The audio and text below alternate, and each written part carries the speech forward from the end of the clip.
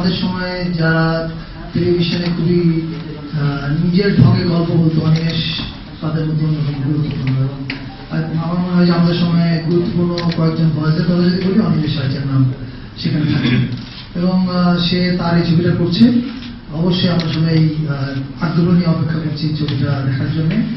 আর আসিফ ভাই যেরকম বললেন যে সাংবাদিক ভাইদের সহযোগিতা দরকার, এটা আসলে খুব গুরুত্বপূর্ণ ব্যাপার। মানে এখন আপনারা জানেন যে এত বেশি গণমাধ্যম মানে অনলাইন, ফলে মুহূর্তে যে কোনো একটা ছবিকে চাইলে বাতিল করে দেওয়া যায়, মুহূর্তে যে কোনো একটা ছবিকে চাইলে অনেক উপরে করা যায়। তো আমরা বাতিল বা উপর কোনোটাই প্রয়োজন নেই। আমরা শুধু একটা কথা বলতে চাই যে দর্শক যেন ছবি হলে যায়, তারপর দেখার পরে সে তার মতো করে তার নিজের অপিনিয়ন বা মতামত নিজে নির্মাণ করবে। কিন্তু আপনারা যেন ওই সাহায্যটা করেন যাতে সবাই ছবিগুলো দেখতে হলে যায়, যে নতুন ছবিগুলো হচ্ছে সেগুলো দেখার জন্য।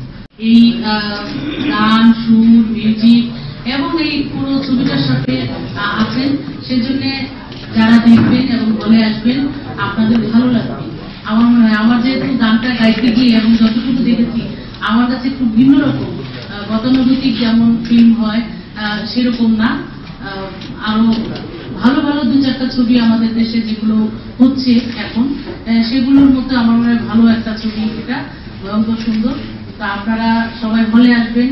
আজকে আমাদের সাংবাদিক ভাইরা যারা আছেন তাদের মাধ্যমে দেশের মানুষদেরকে আমরা আহ্বান করতে চাই যে আপনারা ভালো ছবি দেখুন, আমাদের এই সংস্কৃতি, আমাদের এই দেশীয় এই সংস্কৃতিকে আপনারা বাঁচিয়ে রাখুন, আপনারা হলে আসুন এবং ভালো ছবি উপভোগ করলে, দেখলে যারা ছবি নির্মাতা, যারা এটাকে ইনভেস্ট করে, যারা এটার পিছনে শ্রম দেন, তাদের আগ্রহটা অনেক বেড়ে যায় যে ভালো ছবি মানুষে দেখে বা আমরা ভালো ছবি করবো।